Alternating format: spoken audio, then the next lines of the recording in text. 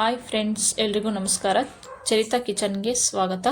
ನಾನಿವತ್ತು ನಿಮಗೆ ಗುಲಾಬ್ ಜಾಮೂನ್ ಮಾಡೋದು ಹೇಗಂತ ತೋರಿಸ್ಕೊಡ್ತಾ ಇದ್ದೀನಿ. ನಾನಿಲ್ಲಿ ಫಸ್ಟ್ಗೆ MTR ಗುಲಾಬ್ ಜಾಮೂನ್ ತೊಗೊಂಡಿದ್ದೀನಿ, ಪ್ಯಾಕೆಟ್ ತೊಗೊಂಡಿದ್ದೀನಿ. ಅದನ್ನು ಕಟ್ ಮಾಡಿ ಈಗ ಒಂದು ತಟ್ಟೆಗೆ ಹಿಟ್ಟನ್ನು ಹಾಕೊತಾ ಇದ್ದೀನಿ.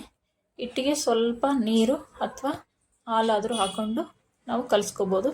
ನಾನು ಇವತ್ತು ನೀರು ತೊಗೊಂಡಿದ್ದೀನಿ. ನೀರು ತೊಗೊಂಡು ಹಿಟ್ಟಿಗೆ ಸ್ವಲ್ಪ ಹಾಕೊತಾ ಕಲಿಸ್ಕೊತಾ ಇದ್ದೀನಿ. ಹಿಟ್ಟು ಮೃದುವಾಗೋವರೆಗೂ ನಾವು ಕಲಿಸ್ಕೊಳ್ಳೋಣ. ಲಾಸ್ಟಿಗೆ ಸ್ವಲ್ಪ ತುಪ್ಪ ಅಥವಾ ಎಣ್ಣೆ ನಮಗೆ ಯಾವ್ದು ಇಷ್ಟನೋ ಅದನ್ನು ಹಾಕ್ಕೊಂಡು ಮೃದುವಾಗಿ ಕಲಸಿ ಇಡೋಣ. ನಾನಿವಾಗ ತುಪ್ಪ ಹಾಕ್ಕೊಂಡು ಮೃದುವಾಗಿ ಕಲಸಿ ಒಂದು 5 ಮಿನಿಟ್ಸ್ ಹಾಗೆ ಎತ್ತಿಡೋಣ. ಈಗ ನಾನು ಒಂದು ಕಡೆ ಪಾತ್ರೆ ಇಟ್ಕೊಂಡು ಪಾತ್ರೆಗೆ 1.5 ಕಪ್ ಅಳತೆಲಿ ನಾನು ನೀರು ಹಾಕ್ಕೊಂಡಿದ್ದೀನಿ ಪಾಕ ಕಾಸ್ಕೊಳ್ಳೋಕ್ಕೆ. ಹಾಗೆ ನಾನು ಇದಕ್ಕೆ ಸಕ್ಕರೆ ಆ್ಯಡ್ ಮಾಡ್ಕೊತೀನಿ. ಪಾಕ ಚೆನ್ನಾಗಿ ಬರೋವರೆಗೂ ಮಳ್ಳಿಸ್ಕೊಳ್ಳೋಣ. ನಾನಿಲ್ಲಿ 1 ಕಪ್ ಅಳತೆಯಲ್ಲಿ ಸಕ್ಕರೆನ ಆ್ಯಡ್ ಮಾಡ್ಕೊತಾ ಇದ್ದೀನಿ.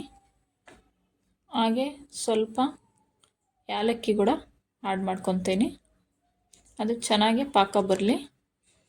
ಒಂದು ಕಡೆ ನಾನು ಇಲ್ಲಿ ನಾದಿಟ್ಕೊಂಡಿರೋ ಅಂಥ ಹಿಟ್ಟನ್ನು ಈಗ ಸಣ್ಣ ಸಣ್ಣ ಉಂಡೆಗಳನ್ನಾಗಿ ಮಾಡ್ಕೊಳ್ಳೋಣ. ನಮಗೆ ಯಾವ ಅಳತೆಯಲ್ಲಿ ಉಂಡೆಗಳು ಬೇಕೋ ಆ ಅಳತೆಯಲ್ಲಿ ಉಂಡೆಗಳನ್ನ ರೆಡಿ ಮಾಡ್ಕೊಳ್ಳೋಣ. ನಾನೀಗ ಸೈಡಿಗೆ ಹಿಟ್ಟನ್ನ ಎತ್ತಿಟ್ಕೊಂಡಿರೋದು ತೊಗೊಂಡು ಉಂಡೆನ ರೆಡಿ ಮಾಡ್ಕೊತೀನಿ. ಮತ್ತು ಒಂದು ಬಾಣಲೆಯಲ್ಲಿ ನಾನು ಎಣ್ಣೆ ಕಾಯೋಕ್ಕೆ ಇಟ್ಕೊಂಡಿದ್ದೀನಿ. ಮೀಡಿಯಮ್ ಫ್ಲೇಮಲ್ಲಿ ಎಣ್ಣೆನ ಕಾಯಿಸ್ಕೊಳ್ಳೋಣ. ಕಾಯಿಸ್ಕೊಂಡ ತಕ್ಷಣ ನಾನು ಈ ಉಂಡೆ ಮಾಡಿರೋ ಅಂಥ ಉಂಡೆಗಳನ್ನ ಈಗ ಎಣ್ಣೆಯಲ್ಲಿ ಹಾಕಿ ಮೀಡಿಯಮ್ ಫ್ಲೇಮಲ್ಲಿ ಬೇಯಿಸ್ಕೊಳ್ಳೋಣ. ಅದು ಉಂಡೆಗಳು ಗೋಲ್ಡನ್ ಕಲರ್ಗೆ ಬರೋವರೆಗೂ ಮೀಡಿಯಮ್ ಫ್ಲೇಮಲ್ಲಿ ಚೆನ್ನಾಗಿ ಬೇಯಿಸ್ಕೊಳ್ಳೋಣ.